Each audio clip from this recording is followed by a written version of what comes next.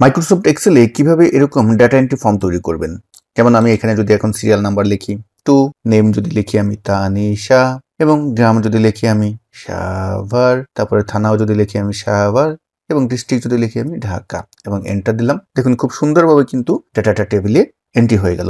তো এই ধরনের ডাটা এন্ট্রি ফর্ম আপনি কিভাবে মাইক্রোসফট এক্সেলে তৈরি করবেন। তো প্রথমে যে কাজটি করবেন, আপনার যে টেবিলটি আছে সেই টেবিলের হেডারটি সিলেক্ট করে নেবেন এবং রিবন বার থেকে উপরে কুইক অ্যাক্সেস টুলবারের অ্যারোতে ক্লিক করবেন। এই জায়গাটায় দেখতে পারবেন মোর কমান্ডস লেখা আছে। যে ডায়লগ বক্সটি আসবে এক্সেল অপশন, এখান থেকে ডান পাশ থেকে পপুলার কমান্ডস এই যে লেখাটি আছে এখান থেকে আমরা অল কমান্ড করে দিব এবং যে কোনো একটা জায়গায় সিলেক্ট করে আমরা FORM ফর্ম লিখবো। স্ক্রল করে একটু নিচে আসবেন, এখানে লেখা দেখবেন ফর্ম, এটাই আপনি ক্লিক করবেন। তারপর এখানে অ্যাড আছে, অ্যাডে ক্লিক করবেন, তাহলে এখানে দেখতে পারবেন এটা অ্যাড হয়ে যাবে এবং এরপরে ওকে দিয়ে দিবেন। এখন হেডারটা সিলেক্ট থাকা অবস্থায় কুইক অ্যাক্সেস টুলবারে দেখুন আমাদের ফর্মের যেই আইকনটি সেটা কিন্তু চলে আসবে।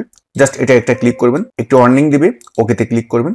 এখন দেখুন আমাদের ফর্মটি চলে আসছে। আপনি এখন এখানে আপনার সিরিয়াল নাম্বার টাইপ করুন। আমি যেমন সিরিয়াল নাম্বার দিলাম, নাম দিলাম, তারপরে আমি এখানে এবং এরপরে আবার আমি থানা দিলাম এবং তারপরে এখানে আমি আমার যে ডিস্ট্রিক্ট সেটা দিলাম এবং এখানে যদি আপনি আরো এন্ট্রি করতে চান আমি এখানে 2 দিলাম, এখানে আমি তানিশা দিলাম, এখানেও আমি একই দিলাম এবং তারপরে এখানে আমি আমার অ্যাড্রেস দিয়ে দিলাম। দেখুন খুব সুন্দরভাবে আমাদের রেকর্ডটা কিন্তু এখানে উপরে অ্যাড হয়ে যাচ্ছে। যদি চান আপনি কোনোটা এডিট করতে তাহলে এখানে দেখুন দুটি অপশন আছে। আমরা এখন যদি ব্যাকে যেতে চাই তাহলে এখান থেকে আমাদের রেকর্ড ব্যাকে যেতে পারবো। ব্যাকে গিয়ে ধরুন আমি এখানে এখন ভিলেজটা চেঞ্জ করে দিব।